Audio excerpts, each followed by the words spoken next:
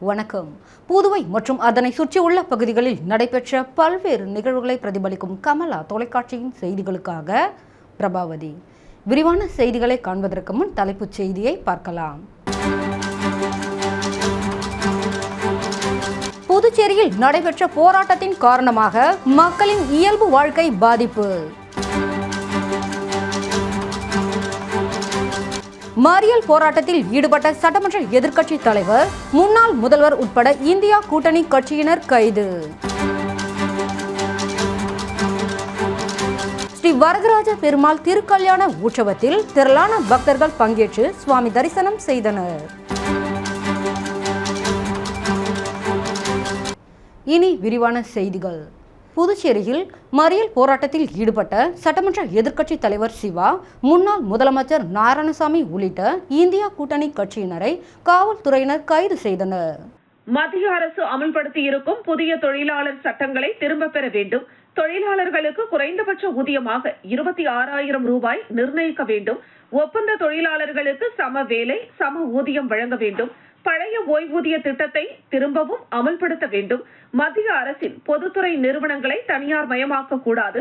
புதுச்சேரியில் மூடப்பட்ட பஞ்சாலைகள் மற்றும் செயல்படாமல் இருக்கும் பாப்ஸ்கோ, பாசிக் போன்ற நிறுவனங்களை மீண்டும் திறந்து புதிய வேலைவாய்ப்புகளை உருவாக்க வேண்டும் என்ற 21 அம்ச கோரிக்கைகளை வலியுறுத்தி புதுச்சேரியில் ஏஐடியூசி, சிஐடியு, தொழிலாளர் முன்னேற்ற சங்கம், ஐஎன்டியூசி உள்ளிட்ட தொழிற்சங்கங்கள் சார்பில் காலை 6 மணி முதல் மாலை 6 மணி வரை பந்த் போராட்டம் நடைபெற்றது.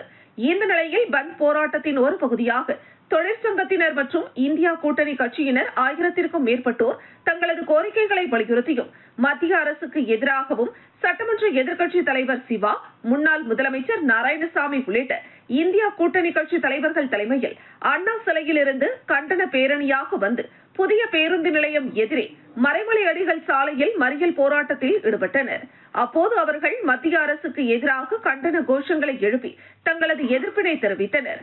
தொடர்ந்து மறியல் போராட்டத்தில் ஈடுபட்ட சட்டமன்ற எதிர்க்கட்சி தலைவர் சிவா, முன்னாள் முதலமைச்சர் நாராயணசாமி, காங்கிரஸ் மாநில தலைவரும் பாராளுமன்ற உறுப்பினருமான வைத்தியலிங்கம், இந்திய கம்யூனிஸ்ட் மாநில செயலாளர் சலீம் உள்ளிட்ட 1000க்கும் மேற்பட்டோரை காவல்துறையினர் கைது செய்தனர். இதேபோல் புதுச்சேரியில் 6 இடங்களில் மத்திய அரசுக்கு எதிராக இந்தியா கூட்டணி கட்சியினர் மறியல் போராட்டத்தில் ஈடுபட்டு கைதாகினர். நாங்கள் நடத்தியிருக்கிறோம்.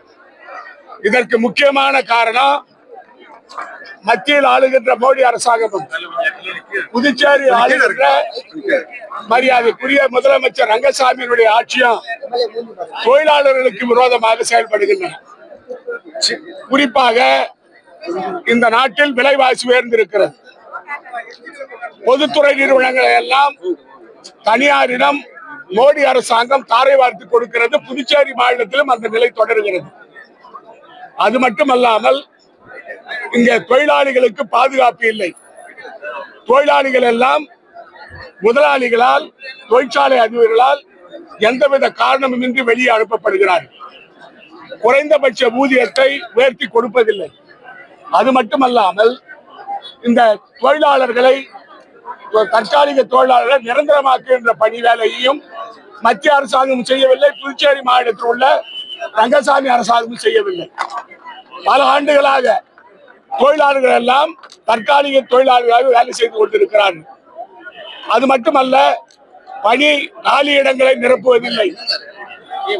குறிப்பாக புதுச்சேரி மாநிலத்தில் என்ஆர் காங்கிரஸ் ஆட்சியில, என்ஆர் காங்கிரஸ் பாஜக ஆட்சியில ஒட்டுமொத்தமாக தொழிலாளர்களுக்கான விரோத நடவடிக்கை நடந்து கொண்டிருக்கின்றன. முதலாளிகளுக்கு ஆதரவாக இந்த அரசு செயல்பட்டு வருகிறது. மொத்தம் 17 கோரிக்கைகளை முன்வைத்து இந்தியா முழுவதும் அந்த தொழிற்சங்கங்கள் எல்லாம், இந்தியா கூட்டணி கட்சிகளை சேர்ந்த தொழிற்சங்கங்கள் எல்லாம் ஒருங்கிணைந்து இந்த ஆர்ப்பாட்டத்தை இந்தியா முழுவதும் நடத்தி வருகிறோம். பல மாநிலங்களிலே பந்த் போராட்டம் நடைபெறுகிறது. புதுச்சேரி மாநிலத்தில் பந்த் 100க்கு 100% புதுச்சேரி மாநில வியாபாரிகளும் பொதுமக்களும் எங்களுக்கு ஆதரவு அளித்திருக்கிறார்கள். அது மட்டுமல்லாமல் மறியல் போராட்டம் நடந்து வருகிறது. குறிப்பாக மோடி அவர்கள் ஆட்சிக்கு வந்த 11 ஆண்டுகளுக்கு முன்பு சொன்னார், 2 கோடி பேருக்கு அரசு வேலையை, மத்திய அரசு வேலையை கொடுப்போம் என்று சொன்னார். இதுவரை 50 லட்சம் பேருக்கு கூட 11 ஆண்டு காலத்தில் வேலை கொடுக்கவில்லை. மக்கள் குறிப்பாக குறைந்தபட்ச ஊதியம் கூட நிர்ணயிக்கப்படவில்லை. தொழிலாளிகளுக்கு தொழிலாளர் விரோத சட்டங்களை எல்லாம் கொண்டு வந்து முதலாளிகளுக்கு சாதகமாக மத்தியில் உள்ள மோடி அரசாங்கம் செயல்பட்டு வருகிறது. அதற்கு கைப்பாவையாக ரங்கசாமி அவர்கள் இருந்து கொண்டு அதை நிறைவேற்றி வருகிறார். இதையெல்லாம் ஒட்டுமொத்தமாக குறிப்பாக பொதுத்துறை நிறுவனங்கள் புதுச்சேரி மாநிலத்தில் உள்ள மக்களுக்கு கொடுத்த வாக்குறுதிகள் ரோடியர் பஞ்சாலை, சுதேசி பஞ்சாலை, பாரதி பஞ்சாலை இவைகளை திறந்து 10,000 பேருக்கு வேலை கொடுப்போம் என்று ரங்கசாமி அவர்கள் சொன்னார்.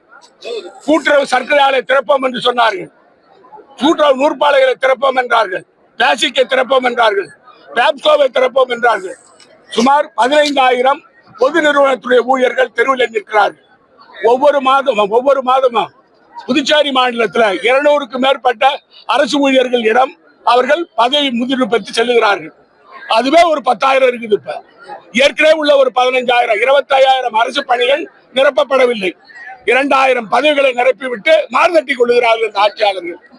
ஆகவே இந்த மக்கள் விரோத மோடி அரசு, தொழிலாளர் விரோத மோடி அரசு, புதுச்சேரி மாநிலத்தில் உள்ள என்ஆர் பாஜக கூட்டணி அரசு, புதுச்சேரி மாநிலத்தில் தொழிலாளர்களை வஞ்சிக்கிற இந்த இவைகளை எல்லாம் எதிர்க்கக்கூடிய ஆர்ப்பாட்டம். குறிப்பா புதுச்சேரி மாநிலத்தில் நாங்கள் சொன்னது போல மின்சார விநியோகத்தை தனியாரிடம் ஒப்படைப்பதற்கு நாங்கள் எதிர்ப்பு தெரிவித்தோம். அதில் வெற்றி கண்டிருக்கிறோம். இதுவரை இந்த அரசாங்கத்தால் 4 ஆண்டு காலம் அதை ஒன்று செய்ய முடியவில்லை. இப்படி பொதுத்துறை நிறுவனங்களை தனியாரிடம் ஒப்படைப்பதை தொடர்ந்து எதிர்ப்போம். அது மட்டுமல்லாமல் இந்த தொழிலாளர்களுக்கு தேவையான ஊதிய உயர்வை கொடுக்க வேண்டாம், ஓய்வூதிய திட்டம் கொண்டு வந்திருக்கிறார்கள். அந்த திட்டத்தை ரத்து செய்ய வேண்டும் என்று கேட்டுக்கொள்கிறேன்.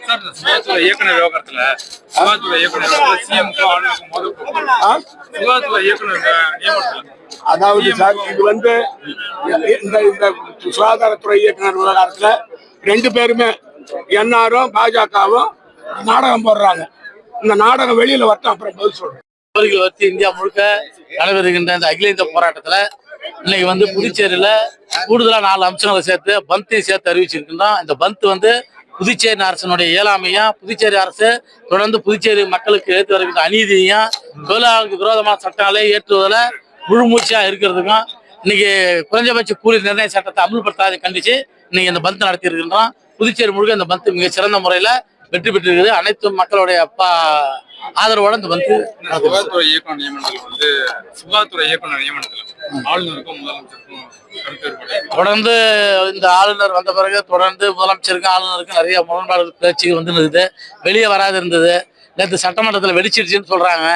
அவர் ரொம்ப வேகமா எல்லாத்தையும் தூக்கி போட்டு போயிட்டாருன்னு சொல்றாங்க. புதுச்சேரியினுடைய நம்மளுடைய மண்ணினுடைய மானத்தை காக்கிறதுக்கு, சுயமரியாதை காக்கிறதுக்கு, தன்மானத்தை காக்கிறதுக்கு புதுச்சேரி முதலமைச்சர் அந்மாதிரி ஒரு உண்மையான முடிவெடுத்தா இந்தியா கூட்டணி சார்பில் நான் வர. புதுச்சேரியில் நடைபெற்ற பந்த் போராட்டத்தின் காரணமாக அனைத்து கடைகளும் அடைக்கப்பட்டதன் காரணமாக பொதுமக்களின் இயல்பு வாழ்க்கை பாதிக்கப்பட்டது. இந்தியா கூட்டணி சார்பாக பொது வேலை நிறுத்த போராட்டம் கதிர்காமம் திமுக சார்பாக தொகுதி செயலாளர் வடிவேல் தலைமையில் புதுச்சேரி இந்திரா காந்தி சதுக்கம் அருகில் சாலை மறியல் போராட்டம் நடைபெற்றது.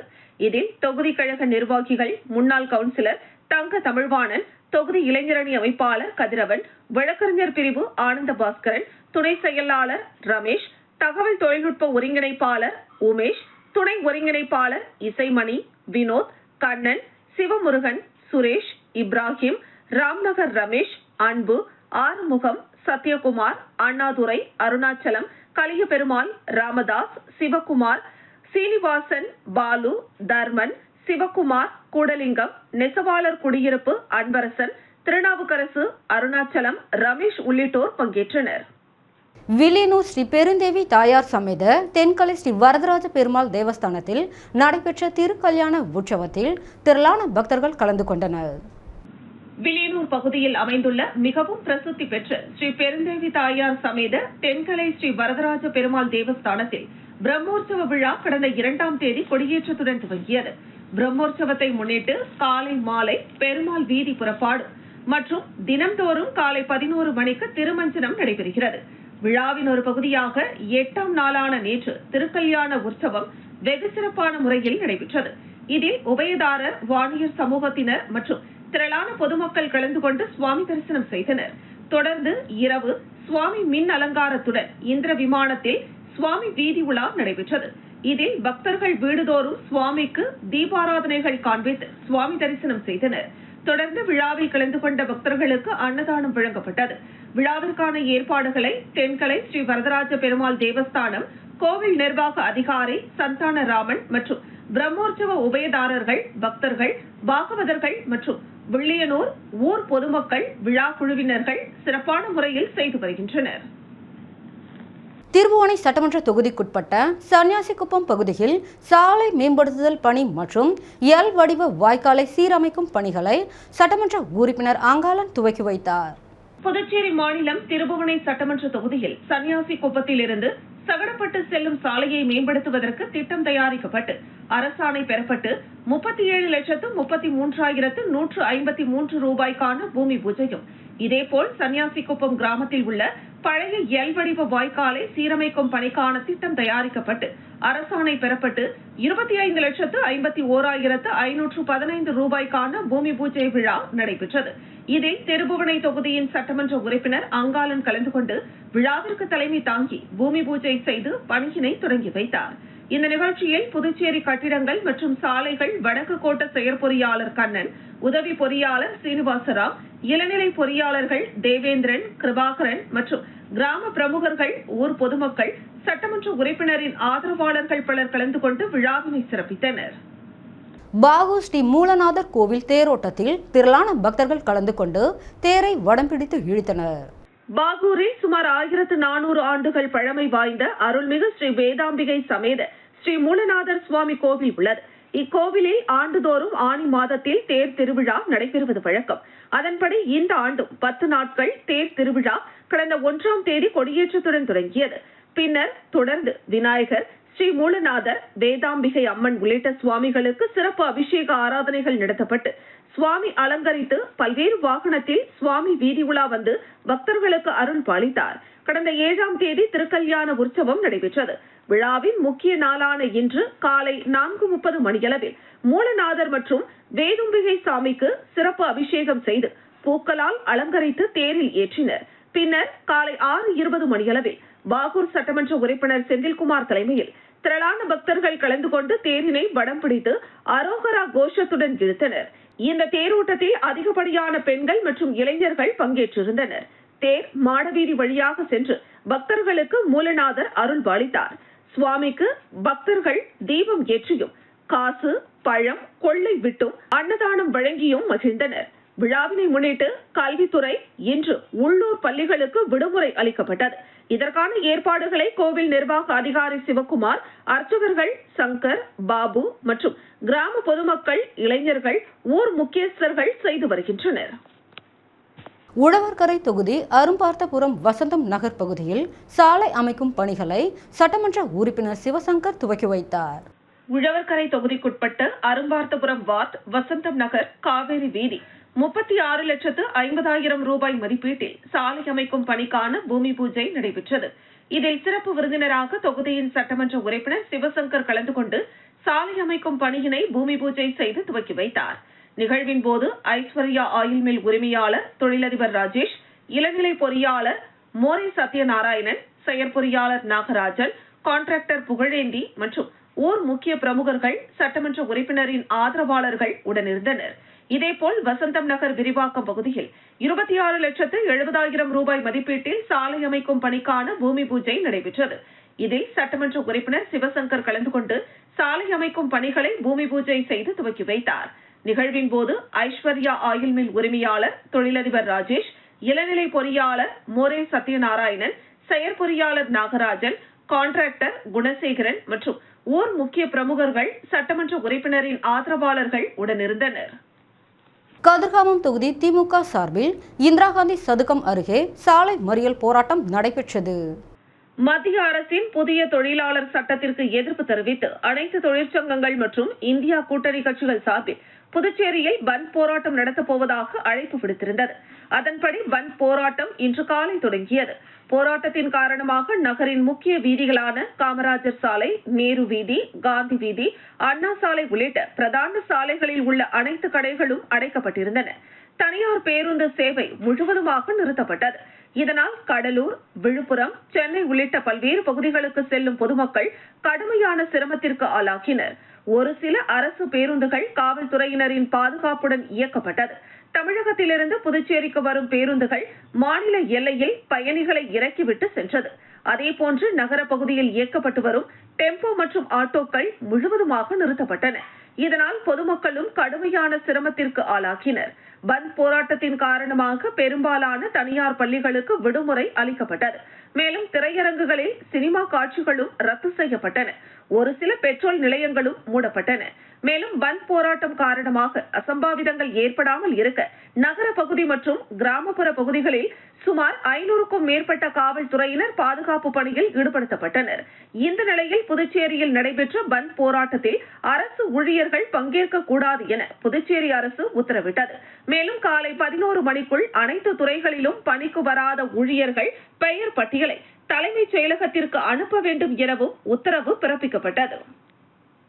பாகூர் கன்னியகோவிலில் சாலை மறியலில் ஈடுபட்ட திமுக சட்டமன்ற உறுப்பினர் உட்பட 140 பேர் கைது செய்யப்பட்டனர்.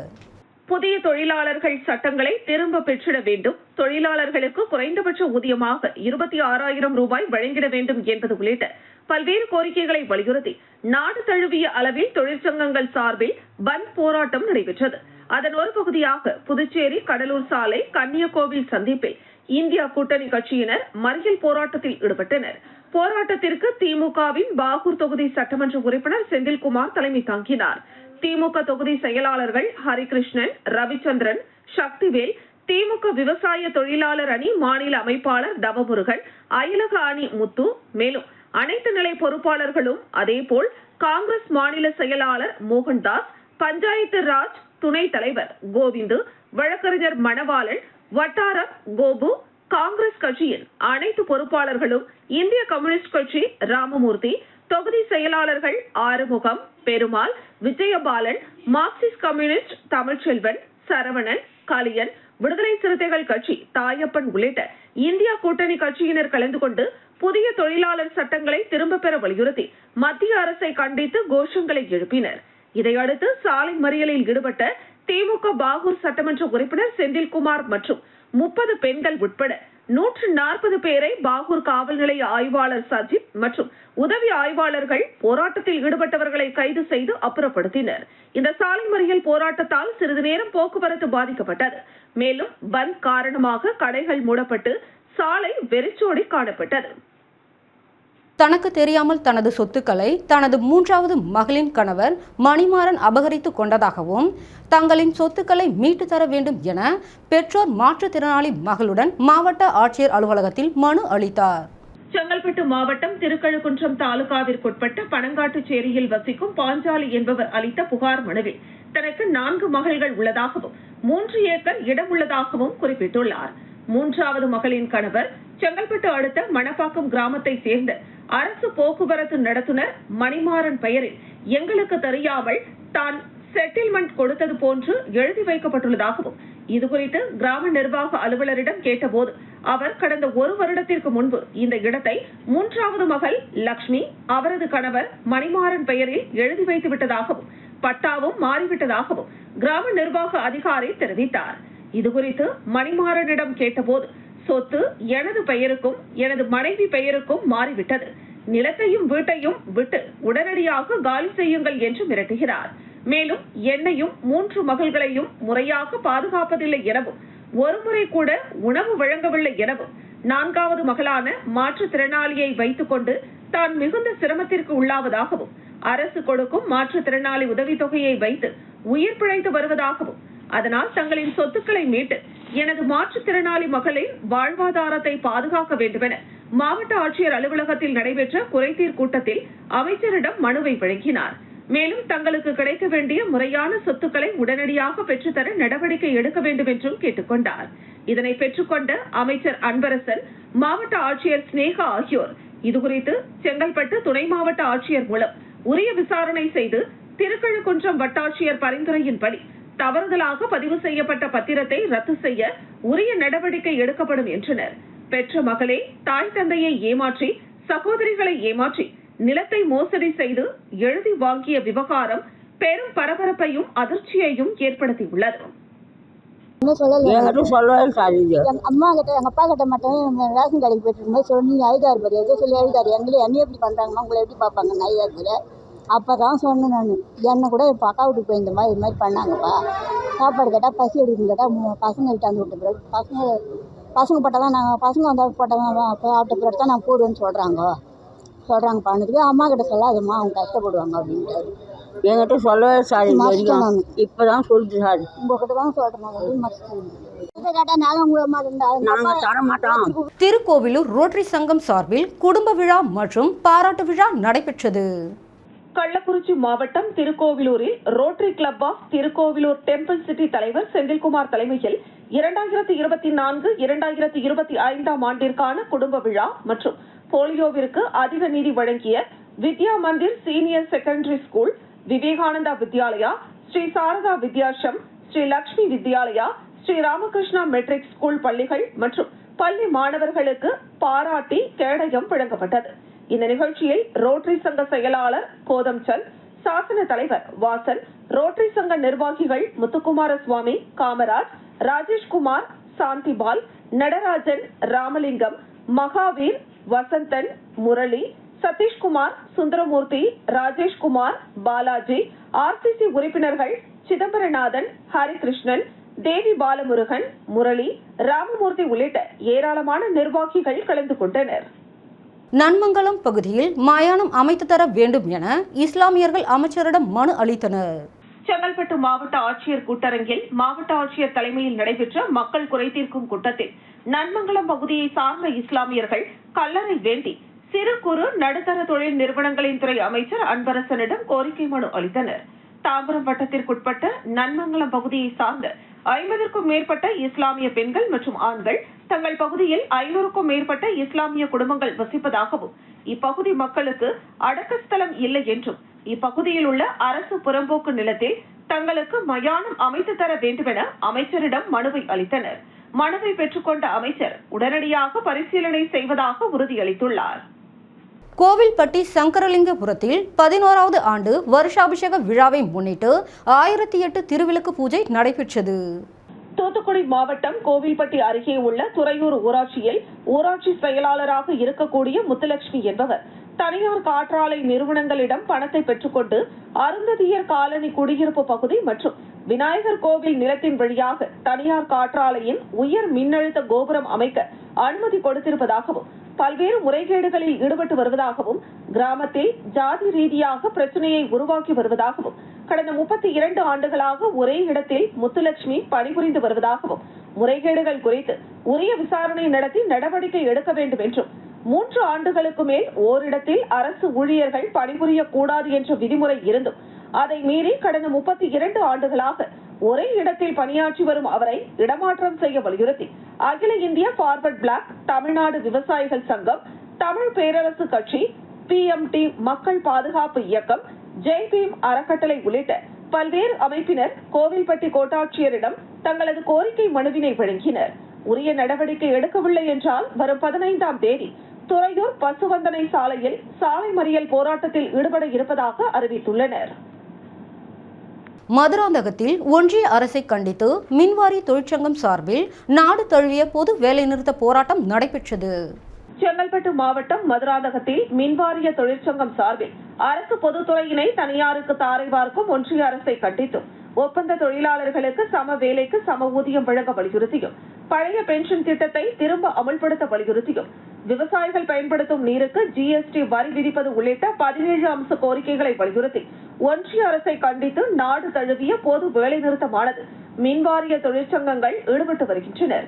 இதனால் மின்வாரிய அலுவலகத்தில் பணிபுரியும் ஊழியர்கள் இல்லாததால் மின்கட்டணம் செலுத்த வரும் பொதுமக்கள் மின்கட்டணம் செலுத்த முடியாமல் செல்லக்கூடிய ஒரு சூழலானது ஏற்பட்டது.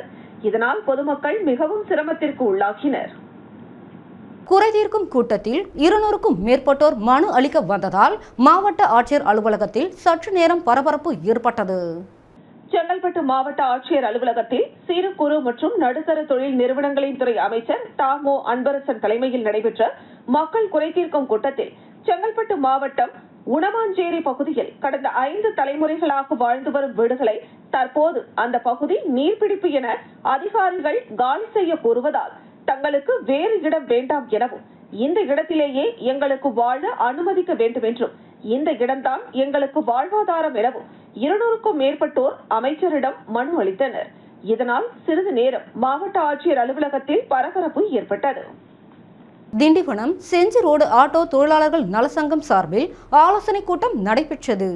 திண்டிவனம் செஞ்சி சாலை ஆட்டோ தொழிலாளர்கள் நலசங்கம் சார்பில் ஆட்டோ சங்க ஆலோசனை கூட்டம் நடைபெற்றது. திண்டிவனம் செஞ்சி பேருந்து நிறுத்தம் அருகே உள்ள தனியார் திருமண மண்டபத்தில் நடைபெற்ற ஆலோசனை கூட்டத்தில் போக்குவரத்து காவல் ஆய்வாளர் பார்த்திபன், வட்டார போக்குவரத்து மோட்டார் வாகன ஆய்வாளர் முருகேசன், சட்ட ஆலோசகர் வழக்கறிஞர் பாலாஜி உள்ளிட்டோர் கலந்து கொண்டு ஆட்டோ ஓட்டுநர்களுக்கு பல்வேறு ஆலோசனைகளையும் அறிவுரைகளையும் வழங்கினர். மேலும் திண்டிவனம் செஞ்சி சாலை ஆட்டோ தொழிலாளர்கள் நலசங்கத்திற்கு 2ஆம் நம்பர் வழங்கி அதனை அனைத்து ஆட்டோக்களிலும் 2ஆம் எண் என ஸ்டிக்கர் ஒட்டினார்.